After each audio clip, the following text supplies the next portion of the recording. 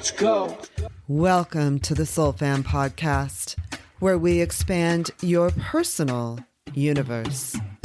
I'm Diana Marquetta, and in each episode, Soul Fam co-founder, co-creator Lexi Strummer-Solden and I interview the world's most rising and longtime experts in consciousness, spirituality, entertainment, healing, and science. From Earth's dimensions and dimensions way, way beyond. On the Soul Fam podcast, our frequencies are high and your heart chakras will open as these powerful voices of today share cutting-edge research, profound experiences, and valuable knowledge for your world in this out-of-this-world, thought-provoking, envelope-pushing interviews that could only take place right here on the Soul Fam podcast.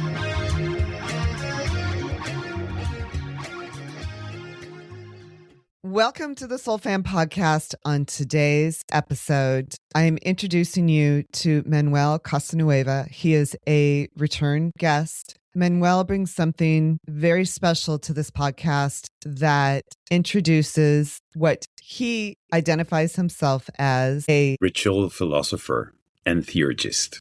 A ritual philosopher. And he brings a special blend of understanding of the Hermetic sciences, language, and the power of language as it is spoken, as it is orated. And he has a very dynamic interest in the Emerald Tablet and a multiple level of understanding of other ancient texts, which are relevant to our very fast changing times. Diana, what if I told you that language wasn't just to convey a message? What if I told you that language can also attune your awareness? I started studying Greek and Latin back in 1998, and it was in the conventional academic way.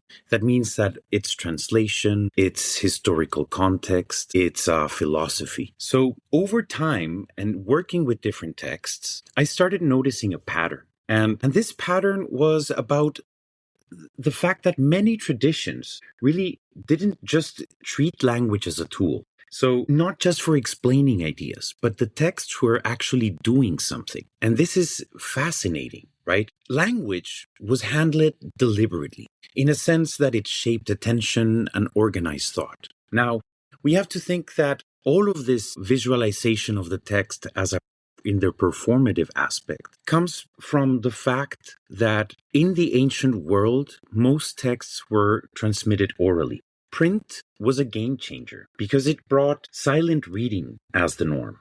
But silent reading, if you think about it, just really hides the embodied side of language. And by that, I mean hearing and speaking. So in that sense, meaning came not only in the past, not only from looking at words in the page. We have to remove that modern reader bias. It came from actually performing it. In that sense, sound mattered. And sound mattered, and we have to think that that's why everything feels so strange when we approach an ancient text. It's not constructed the way we expect it. It's not a modern book. An ancient text is not there to solve your problems. It's quite the opposite. It expects you to come back to it. Now, if we were to pick one city and one period where we can study these types of texts that are performative, that is Alexandria, the city of Alexandria. And why? Because, Egypt and Egypt ritual and Greek philosophy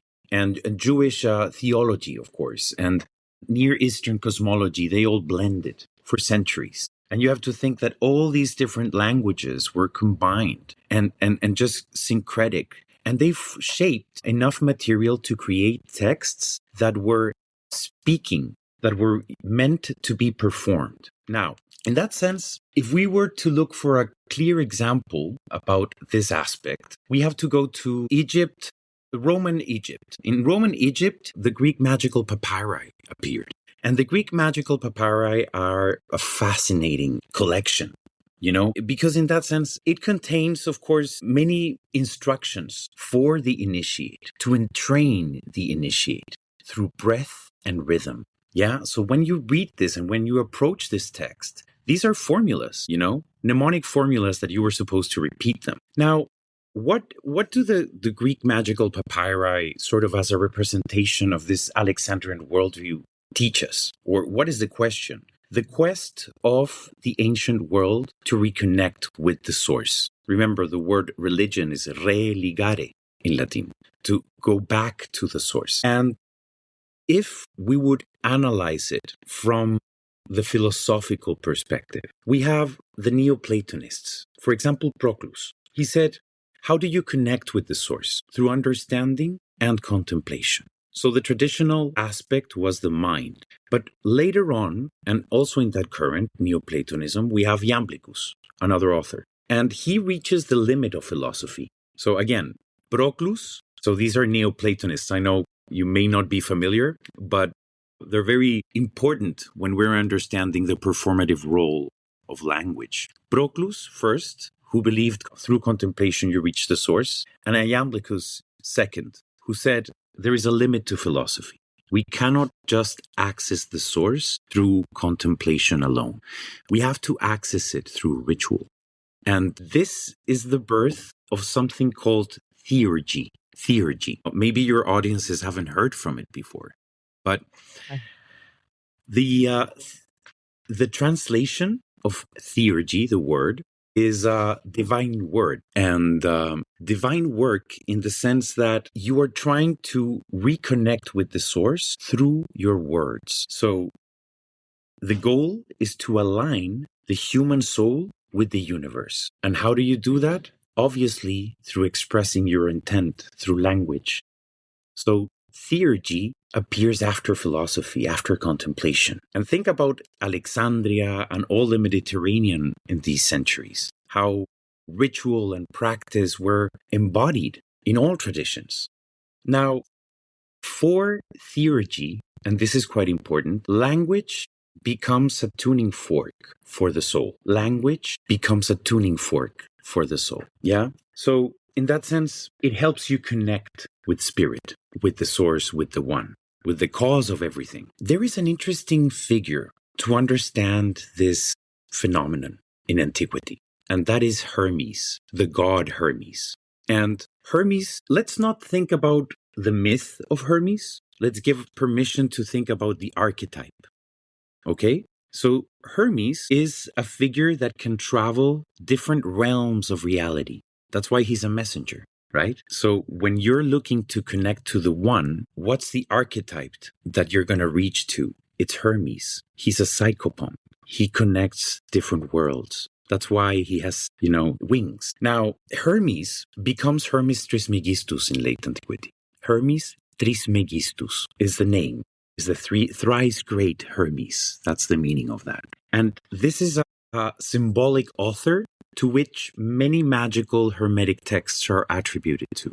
Hermes Trismegistus. Let's go back a little bit to what we're doing. What we're doing here is giving a context to how you approach magic from language itself.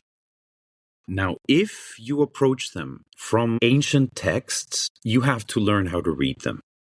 And how to read them is different from the modern bias of silent reading. Ancient texts and ancient languages have instructions as to how everything has to be read, because it in its structure is the ability to memorize it. So you recite it. And because of that, we linked that idea of the performative aspect of language to the city of Alexandria. And we said that in Alexandria, all cultures were blending. And an example of this could be the Greek magical papyri. If you read them, they're instructions to be spoken aloud. So I know it's a lot, but this work is a lot. And it's fascinating. So divine work, yes, it is fascinating to me. Yeah, it is. So the work is divine work, and that is theurgy. And theurgy has a lot to do with sound. So we talked about Hermes in what capacity? In the capacity that he is the archetype that will help us transcend the different realms and make our soul and help us connect with the source. And then we said that Hermes has a different name in late antiquity, that is Hermes Trismegistus, to which many books are attributed to. Yeah? I was curious if he is indeed the author of the Emerald Tablet, or if he's attributed as the author, and if that's accurate. Absolutely. He's attributed authorship for the Emerald Tablet. Now, the Emerald Tablet is fascinating. You know, the first written version of the Emerald Tablet appeared in Baghdad after the founding of something called the House of Wisdom. And this is around 830 CE.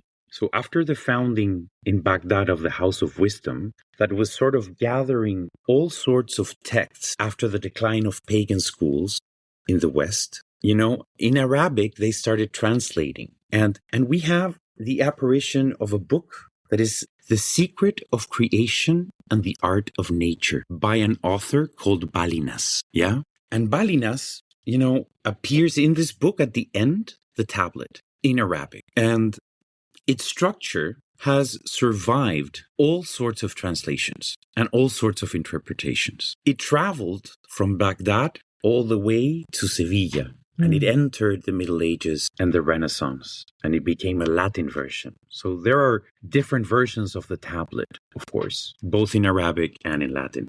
What is remarkable is who has studied the tablet. For example, did you know that Isaac Newton was obsessed with the tablet? No. He annotated the tablet and because he saw it as principles. Let me be clear about what the Emerald Tablet is. The Emerald Tablet is a cipher composed of 12 aphorisms. Aphorisms are short sentences, yes? And they're built grammatically in a very simple way. So they're very short, compressed, and simple. Now, the brilliance is that in 12 aphorisms, or 12, let's call them sentences, the author created a full picture of the Hermetic worldview that, of course, doesn't belong to Alexandria. You know, it appeared in Baghdad, so let's be clear about that. But it reflects the worldview that was born in Alexandria. That worldview of the text that we were talking, like the Corpus Hermeticum, or the Greek magical papyri. So there are more complex bodies of work when we talk about the sacred science of ritual, of theurgy, right? But it is the Emerald Tablet that became a portable device. So think about a portable device that can travel through cultures and centuries, unaltered, unfiltered, and most importantly, without distortion. Of course, there are many different ways to interpret it.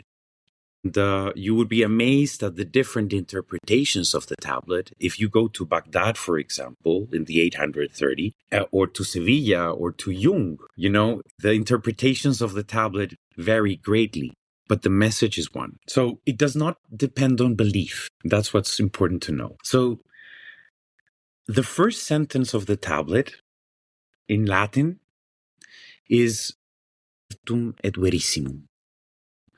And it means something like truth without distortion, you know, pure truth. And let's consider it an oath. So the first sentences in the Emerald Tablet, and I'm sure your audience will Google it, and the picture of the Emerald Tablet will appear, and you can read the first sentences at the beginning of it. And it's the sentences for truth. So what the Emerald Tablet does is expressing the principles of reality and its associations. So it talks about the universe and how it was created and how you can co-create with it in that sense. But it doesn't tell you any details. What do you mean? So how do we co-create without details? Yes, that's a perfect question. Let's think about the most famous sentence of the tablet, which is as above, so below. I'm sure you've heard it, and many people have heard it. As above, so below. We do not take that metaphorically. We take it as a principle of reality. And that means that both the macrocosm and the microcosm mirror each other. As above, so below. There is a mirror. Because the Hermetic philosophy really doesn't believe in this is more nuanced than this. I'm simplifying. But there's not the distinction between spirit and matter. So your soul is the microcosm of the universe, right? And the tablet becomes a mirror in between your soul and the mind, the nous, the universe, right? So here you are, here's the tablet, here's the universe. And your soul, whatever you do with your soul, you're doing in the universe. It's the same. To be quite honest, and I know that there's a lot of sensationalism around the tablet, but if you're serious about working it, you have to think that in Greek, there's a term called miesis. Miesis. This is initiation. It means a long process. If you want to work with the tablet, you will have to work on yourself. And I think that's the most surprising aspect of magic. The fact that because your soul mirrors the universe, you are responsible for its balance and harmony and structure. So I think many people get disappointed because they have a more fantastical view of magic. But really, it's day to day working on yourself. And if that expresses in therapy, physical activity, or healthy eating, that's magic too. And that's working with the tablet too. And I think that it's, for me, and I can only speak about myself. And what I do basically is I work line by line. I'm a philologist, so I work with a big dictionary, right? And you look up the words and you try to build relationships between grammar, syntax, and all the structures of language. So you do the technical analysis. And from that, you start seeing that the universe has an order and a certain movement, a circulation, What as above, so below. So think about that. It's very simple and very complex. It hides, it's two, as above, so below. It's 4 words, but it contains the entire secret of the universe with all its implications. That's why you have thousands of treatises and disputes about words, about meanings of words, right? Thousands of authors and centuries, just discussing one of the words. For example, like the use of the word talisman in the tablet. You can look it up and you'll see that there are many authors discussing with each other. So regardless of that, what does it mean to you? It means that if you're looking for the tablet, if it appeared to you, it means that you're looking to reconnect with coherence and that you're willing to work on yourself so that all these distortions that we have, these emotions, these habits can be cleansed and purified so we can transform ourselves into a better version. That's the goal, and the refinement of the self is the goal. And whoever thinks that doesn't come with effort, persistence, and just being constant and focused is mistaken. So that's what I wanted to convey. You don't need to look any further, to be quite honest. If you want to do Hermeticism, start looking at yourself. Remember, as above, so below. If you're coherent and if you work in harmony with your purpose, you become a co-creator. You asked me that, Diana. How do you become a co-creator? Well, yes, it's aligning yourself with your purpose. So you think I'm not a fun magi, I think, because I'm very grounded. I think it's about grounding yourself. I think it's about being safe, being healthy, and being mindful. And you do your breath work and your meditation, and you wake up early and you do sports, just like in any other discipline. It's no different. Okay. How can our technology assist us in helping to create the mirror rather than being interference? That is a wonderful question. I don't blame tools, if you know what I mean. I think a tool is just a tool. I think it's a double-edged sword. We are not AI. We're human. It's mind, body, and soul, not just mind. And I think that there is a trap, and I see this in my students, of perfection, of perfect language, of flawlessness, right? This gloss of flawlessness that I think is stopping us from understanding that the conjunction of body, mind, and soul is the key for any practice. So I think that you can use, I don't judge anybody for using anything. I think that if it's a great equalizer if you know how to use it. People have access to information and a tool for development if they will. And if they use it for good, it's great. And I think that can be an asset for someone, as well as it could be detrimental. As a teacher in university, what I see is that students get frozen because they're not perfect, So I would advise everybody to just not try to compete with that and bring it back to the body. and to that kind of experiential practice. That's why my practice is about recitation, and recitation embodies language, and that's something that cannot be replaced. It's a human endeavor. So yeah, basically, we have to think that the tablet is, in a sense, it articulates a view of how reality is struck. And when we use that view, and, when we view ourselves as co-creators, we elevate ourselves and we find that coherence and that purpose. And the soul reflects the order of the cosmos. That's the message that I want the audience to take away.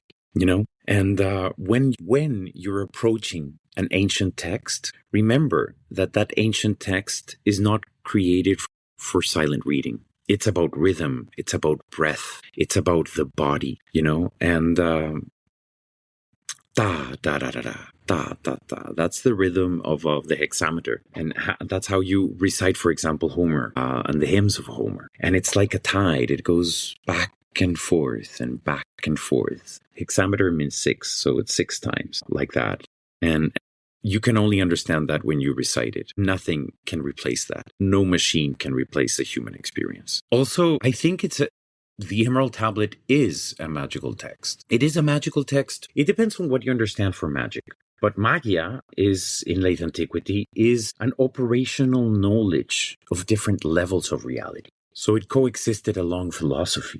And that's why the Emerald Tablet is magic. But what it is not a collection of incantations or spells. That's what's not the Emerald Tablet. It's just compressed, and it doesn't argue, persuade, or demonstrate anything. It just shows the worldview of Hermeticism. And I would say, the fact that the tablet is so complex and so simple, and the fact that it's a portable device, it's the genius of it. When I first encountered the tablet, I assumed that this had been discovered somewhere, like dug from a temple. But it wasn't. It appeared in this book, and it has always circulated. And and this is an invitation for our audience to explore, because there are thousands of resources available of high quality to research the Emerald Tablet. Manuel, in all of the ancient texts that you've studied, the voice and the pronunciation perhaps of words, or just the spoken word itself, has value. How does that translate into modern times, into especially this time where we're sort of starting to stand up for ourselves, whether it's through presence or through voice? How do we make this all sort of pull together? Well, a beautiful word in Greek that I can think of is pneuma.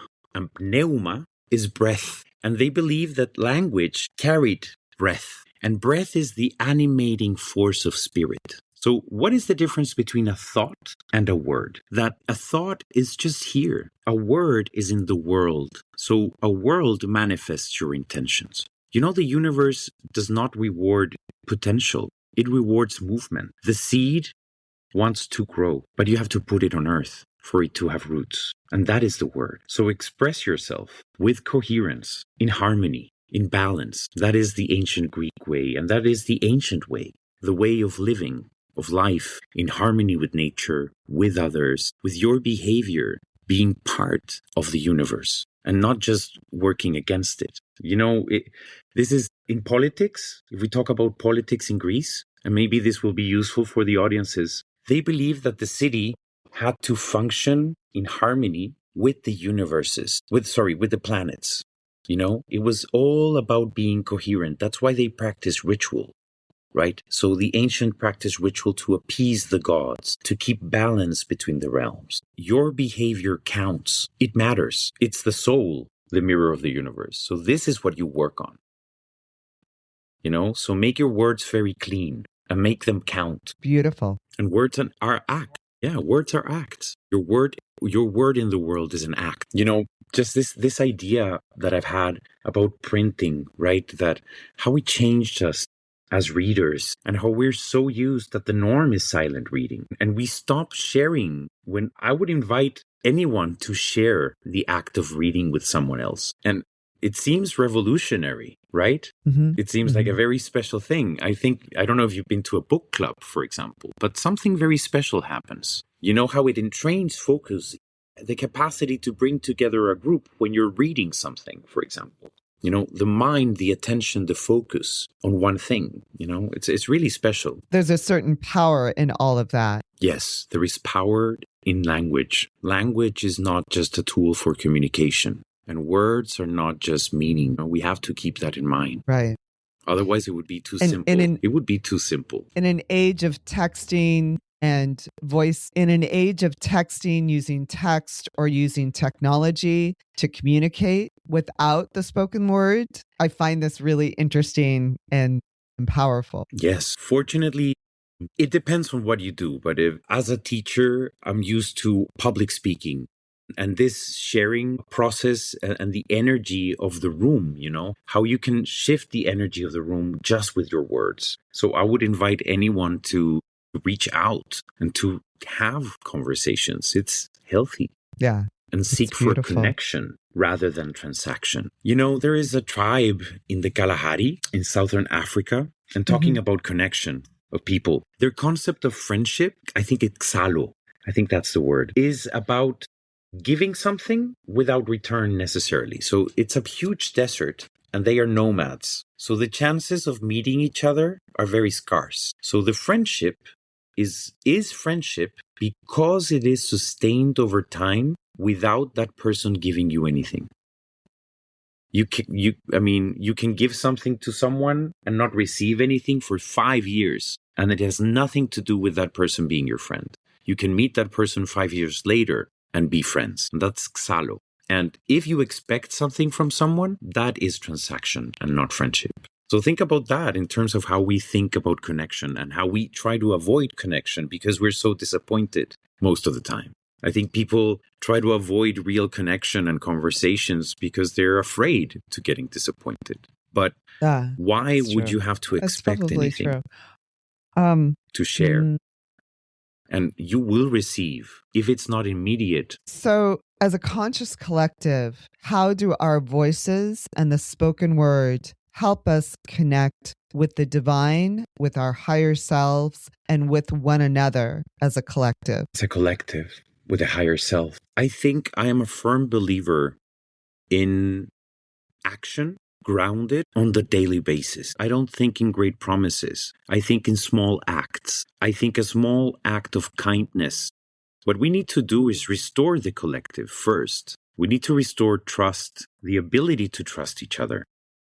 To not think of others as a threat first. And there's a lot of reparation. And that's the beauty of the word. The word is a bridge between humans. If we communicate with each other, we can restore the collective and we can act as one. But that requires work and communication, transmission, if you will. Right.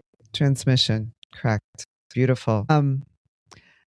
Manu, I'm going to let you continue to wrap this up in a way that you feel shares that message that really was part of the ancient text and what can kind of tie all of this together, because sometimes we're lost in this world about communication, about understanding ourselves, about connecting with the divine. And how do you feel that your work and such works as the Emerald Tablet help us manifest, create magic, create the divine connection? By giving you a framework, you need a container. You need to contain your energy for it to manifest. So again, it's about covering yourself with layers, if you will, gently and slowly. And again, that can only happen with time. We are obsessed with immediacy. Everything has to be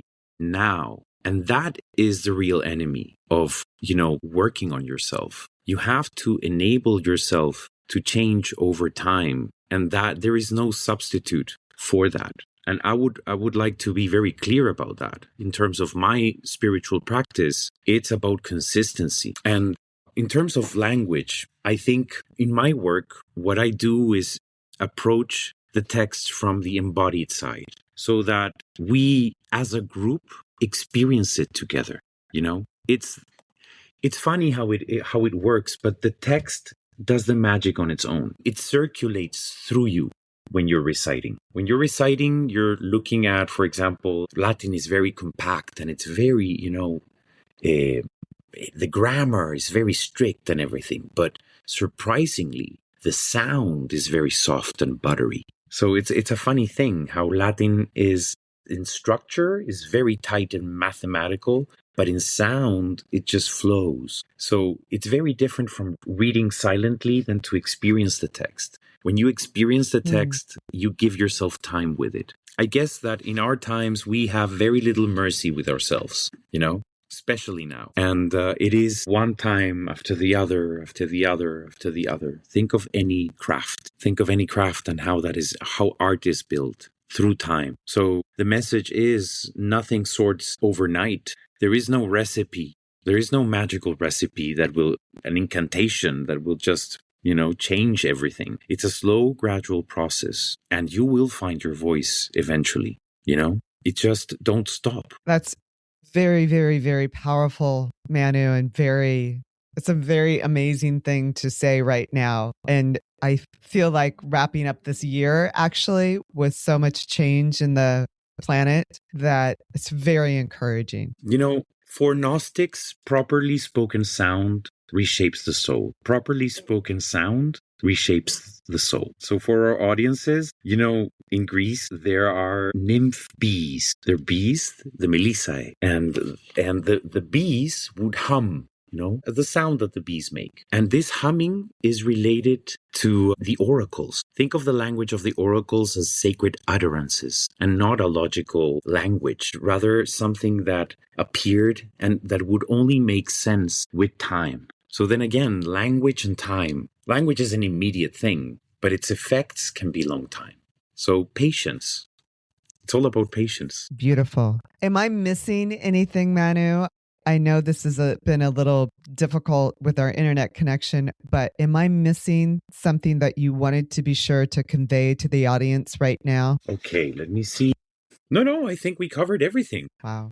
I mean, listening to you makes me want to take Latin from you and to just really ingest it into my system. And it feels much less intimidating now, having spoken with you about it. Absolutely, that's what I want. I don't want people to feel intimidated by language. It's as simple as sitting down with an alphabet. You can learn an alphabet and you can use a dictionary and you're set. It's will. Is it also that by doing so, it opens a whole door, it opens a whole avenue to the magic and the power of those written words from so many years ago, so many centuries ago, that carry forward into this time or into this timeline? Absolutely. All these traditions, studying these ancient traditions and bringing them back, it's so important to preserve ancient Greek and Latin in this context, because it does. I think it's a beautiful work full of discipline. And when you see the texts being performed, you learn how traditions worked in a sense, and it just gets a different dimension. I would say it's like going to the opera, if you will, versus listening on your headphones. So the whole thing blows up, and it's different, and you value it differently. So let's value tradition. It's ancient technology that is available for us. It's there. We just have to reach out, Think of how many generations have gone by. And how applicable it is to today. And it is to our community, especially that is about higher consciousness and evolution and spirituality, how they can really, this is a real resource and something that can be part of their daily practice. And I think it's also healthy to understand our modern biases in spirituality. And that can only be done by studying the past and different traditions. And I think it's a healthy exercise, So again, try to read out loud the next time and see what happens. We will do that. Is there anything else you want to talk about? Should we wrap this up as it is right now? Yes. Do you think you can work with this material? Yeah, I think I can. I think it's actually super powerful and it's so important right now. And funny, it's that I'm really focusing a lot on sound and frequency and understanding the power of ourselves, because so many of us have given our power away. and we're returning to ourselves. So this is a divine and beautiful way. Embody all of that. That's amazing. I love it. Thank you for joining us for this episode of the Soul Fam podcast. Be sure to tune in to every episode where we dive into a different rabbit hole of the known and unknown to empower you in conscious living and exploration of the greater universe. We hope you leave each episode with a little stardust in your hair and inspiration in your heart. With love from your Soul Fam.